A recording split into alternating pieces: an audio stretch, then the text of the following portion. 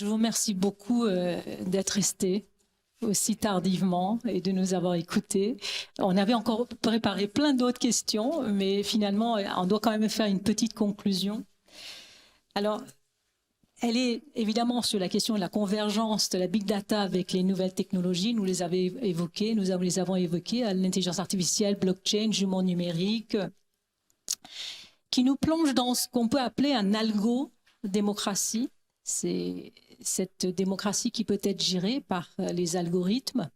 Ce n'est pas pour rien que ceux qui investissent les plus lourdement dans l'intelligence artificielle sont précisément les plateformes. Donc vous avez derrière Google, Microsoft, etc.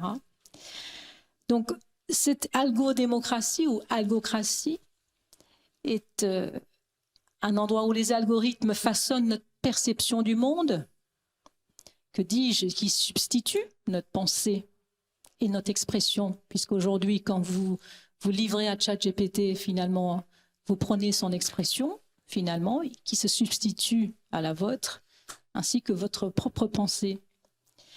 Des algorithmes qui décident et influencent des secteurs économiques entiers dans le monde. On peut songer à l'intelligence artificielle de BlackRock, Aladdin, qui gère 20 000 milliards d'actifs financiers dans le monde. Des algorithmes qui influencent la vie politique. Ils sont à même de déstabiliser les États. Nous l'avons vu avec l'incident Trump.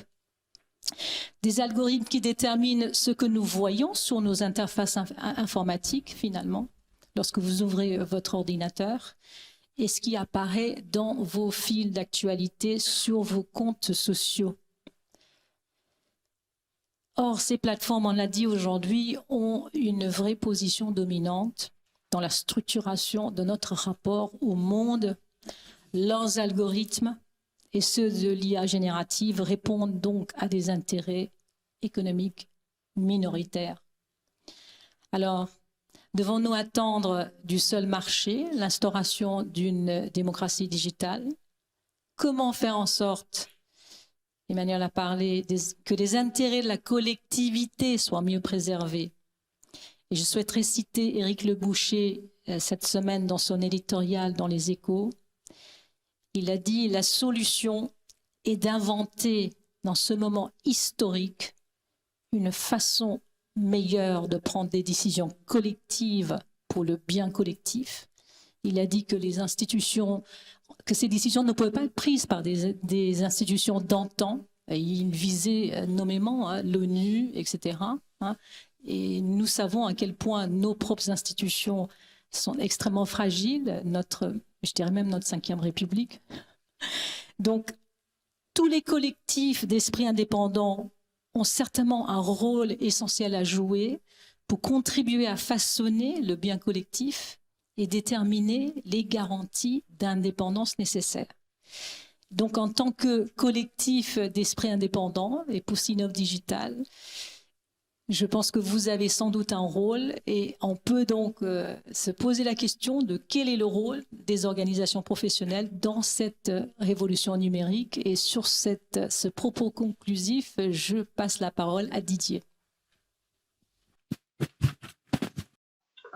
Merci, Kazé.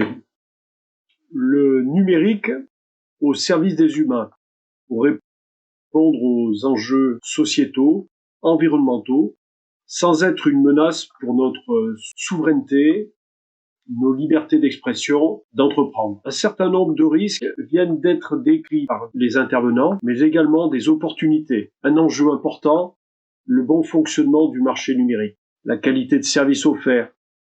La confiance des utilisateurs repose sur la liberté d'usage. Et cela se traduit techniquement par l'interopérabilité et la nécessité de se doter de langage commun. Pour ce faire, l'organisation professionnelle est légitime pour réaliser ce chantier. Je lance donc dans l'enceinte Sinov l'idée d'engager ce chantier en s'appuyant sur les réglementations existantes. Le référentiel réglementaire sur l'interopérabilité existe. Sur les normes déjà réalisées depuis de longues années et celles qui sont en cours de finalisation et de formalisation.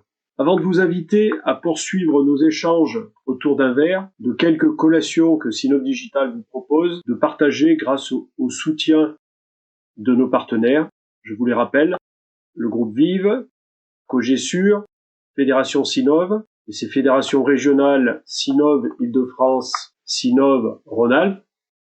Je remercie encore nos intervenants pour nous avoir éclairés grâce à la qualité de leurs interventions sur les défis juridiques et sociétaux de l'écosystème numérique.